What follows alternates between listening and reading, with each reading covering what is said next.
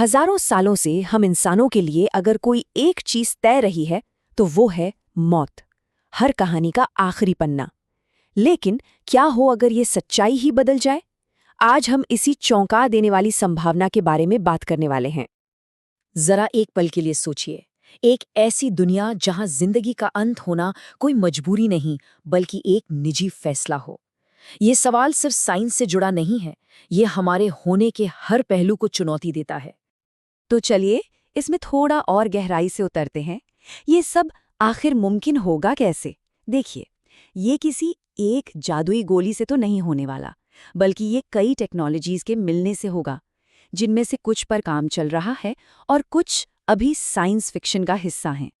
और मजे की बात यह है कि हमेशा जीने का कोई एक रास्ता नहीं होगा, कई रास्ते हो सकते हैं।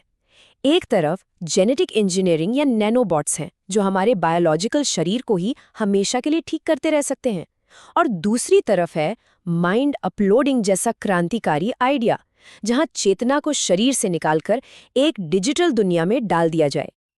अच्छा, चलिए एक पल के लिए मान लेते हैं कि ये टेक्नोलॉजी आ गई। अब क्या? इसका हमारे समाज पर क्या असर पड़ेगा? यहीं से मामला सच में बहुत पेचीदा हो जाता है, क्योंकि ये इंसानी इतिहास का सबसे बड़ा सामाजिक भूचाल ला सकता है। सबसे पहला और सबसे गहरा असर जो दिखेगा वो होगा एक नए तरह का बंटवारा। इतिहास में अमीर और गरीब के बीच का फासला तो हमेशा रहा है, लेकिन ये बंटवारा होगा अमर और नश्वर के बीच। सोचकर देखें, एक ऐसी दुनिया जहां कुछ लोग हमेशा के लिए जिएंगे और बाकी लोग अपनी तय उम्र जीकर चले जाएंगे। ये तो असमानता की इंतहा होगी। और यहीं से एक बहुत ही मुश्किल सवाल खड़ा होता है। अगर लोग मरना बंद कर देंगे तो क्या नए लोगों के जन्म पर रोक लगानी पड़ेगी? सोचिए, दुनिया के संसाधन तो सीमित हैं। ऐसे में अगर आबादी हमेशा बढ़ती रही तो हर नए जन्म की एक बहुत बड़ी कीमत चुकानी होगी। अगर डेथ रेट लगभग 0 हो जाए तो संकट कितना बड़ा होगा इसका अंदाजा लगाना भी मुश्किल है। दुनिया की आबादी बस कुछ ही दशकों में बेतहाशा बढ़कर 15 अरब और उससे भी कहीं ज्यादा हो जाएगी। हमारे शहर, हमारे संसाधन, हमारा प्लैनेट, सब कुछ ढह जाएगा। और ये सिर्फ बढ़ती आबादी की बात नहीं है। जरा कल्पना कीजिए उस समाज की जहां दर्जनों पीढ़ियां एक साथ जी रहे हैं, जहां पर परदादा के परदादा और उनके पोते के पोते सब एक ही उम्र के दिख सकते हैं। इससे एक तरह का सांस्कृतिक ठहराव आ सकता है, क्योंकि नए विचारों और बदलावों को लाने वाली युवा पीढ़ियों के लिए कोई जगह ही नहीं बचेगी। चलिए अब बड़े पैमाने से हटकर एक इंसान के मन के अंदर झांकते हैं। हमेशा के लिए जीना एक इंसान की आत्मा और उसके मन पर क्या असर डालेगा? हमारा अंदरूनी अनुभव कैसे बदल जाएगा? आगे बढ़ने से पहले इस माइंड अपलोडिंग के आइडिया को समझना जरूरी है। ये सिर्फ डेटा कॉपी पेस्ट करने जैसा नहीं है। थ्योरी ये है कि किसी की पूरी चेतना, उसकी यादें, उसका व्यक्तित्व, मतलब वो इंसान जो कुछ भी है, सब कुछ एक कंप्यूटर में ट्रांसफर कर दिया जाए, जहां वो हमेशा रह सके। और यहीं पर दिमाग को झकझोर देने वाला दार्शनिक सवाल उठता है। अगर किसी के दिमाग की एक परफेक्ट डिजिटल कॉपी बना दी जाए तो क्या वो डिजिटल कॉपी ही असली इंसान है या बस एक नकल? क्या चेतना सच में ट्रांसफर हो सकती है? पहचान और अस्तित्व के ये सवाल किसी को भी हिला सकते हैं। हमेशा जीना सुनने में तो अच्छा लगता है, पर इसके साथ कुछ भारी बोझ भी आते हैं। सदियों तक जीने के बाद क्या हर चीज बोरिंग नहीं लगने लगेगी?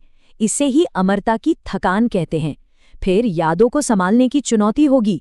इंसानी दिमाग हजारों साल की यादें संभालने के लिए नहीं बना है। और सबसे बड़ा सवाल, जब अंत ही नहीं है तो जीने का मकसद क्या होगा? इस एहसास को ये काल्पनिक लाइनें शायद सबसे अच्छे से बयां करती हैं। जब कोई इंसान सब कुछ देख चुका हो, हर चीज का अनुभव कर चुका हो, तो शायद अंत ही एकमात्र नई और दिलचस्प चीज बचती है। ये दिखाता है कि कैसे मौत का चुनाव एक अधिकार बन सकता है। जाहिर सी बात है, इसके लिए हमें अपने कानून पूरी तरह से बदलने होंगे। क्या किसी को अपनी मर्जी से लॉग आउट करने का हक होगा? क्या 500 साल पुराना कोई इंसान अपने 500 साल पहले किए वादों के लिए जिम्मेदार होगा? और डिजिटल दुनिया में जी रही इन चेतनाओं के क्या अधिकार होंगे? ये सब नए सवाल होंगे। ये सब हमें इस चर्चा के सबसे बड़े और सबसे जरूरी सवाल पर ले आता है। समाज, मनोविज्ञान और फिलॉसफी के इन सभी पहलुओं पर सोचने के बाद आखिरी फैसला क्या होना चाहिए? यही तो अमरता का सबसे बड़ा विरोधाभास है। शायद हमारी जिंदगी का मतलब और उसकी खूबसूरती इसी बात में छुपी है कि वो एक दिन खत्म हो जाएगी। हमारे रिश्ते, हमारी कामयाबियां, हमारे तजुर्बे, ये सब इसलिए मायने रखते हैं क्योंकि हम जानते हैं कि हमारे पास वक्त सीमित है। अगर ये समय सीमा ही हटा दी जाए तो क्या हर चीज अपना महत्व खो देगी?